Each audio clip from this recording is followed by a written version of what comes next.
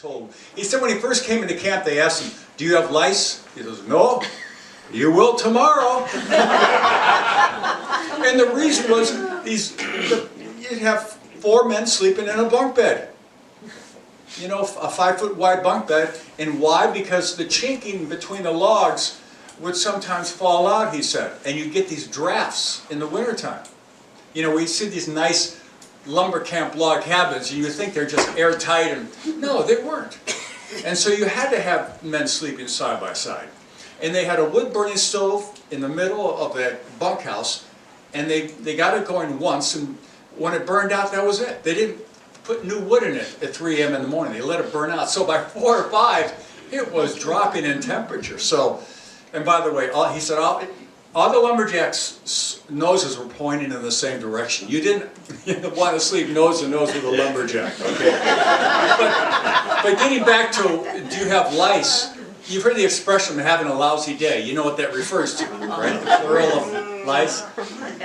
When you have those 4 men sleeping side by side, the lice have an easy time jumping from one to the other, along with the bed bugs. And that's where we get a lot of our vernacular. You know, don't let the bed bugs bite. I'm going to hit the hay. They slept on hay mattresses. Sleep tight. Sometimes they had ropes under their mattresses. You had to tighten those ropes to keep them from sinking.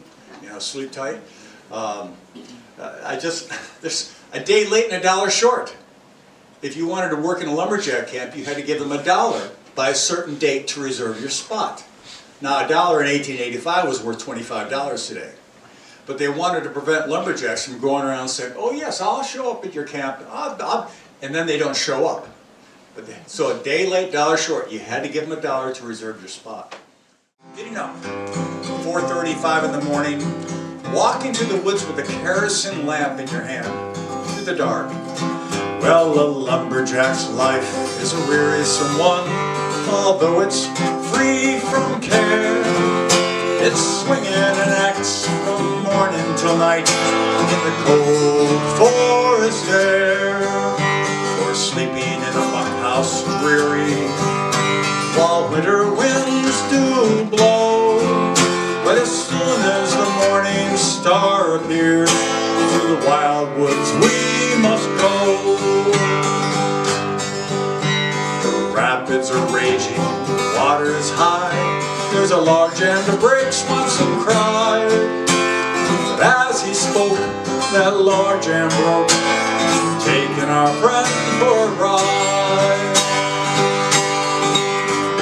On the banks of the river, in the swamps and bogs, we've been working all winter, getting out all our logs. When springtime comes, we'll bid adieu, wonder where we're headed to. In those days, at the Paul Bunyan Museum in Eau Claire, they had a shopping list for a lumberjack camp, okay, from 1885 or something. It was like 1,100 pounds flour, 800 pounds dried apples, 700 pounds sugar. I mean, this was a shopping list, okay? Can you imagine 100-pound sacks of flour, sugar, dried apples, dried prunes? But so he had to go into town to get these supplies. It was in March. He was crossing a lake. The snow was kind of wet, going slowly, and he hears some growling, and he turns around, there's a pack of wolves coming up and nipping on the horses. You know, what does he do? He's 14 years old. He's driving back alone in the middle of the woods, surrounded by wolves. He climbs in the back, takes some salt pork out of the barrels, and throws it out to those wolves. And they went for it, and he got back safely.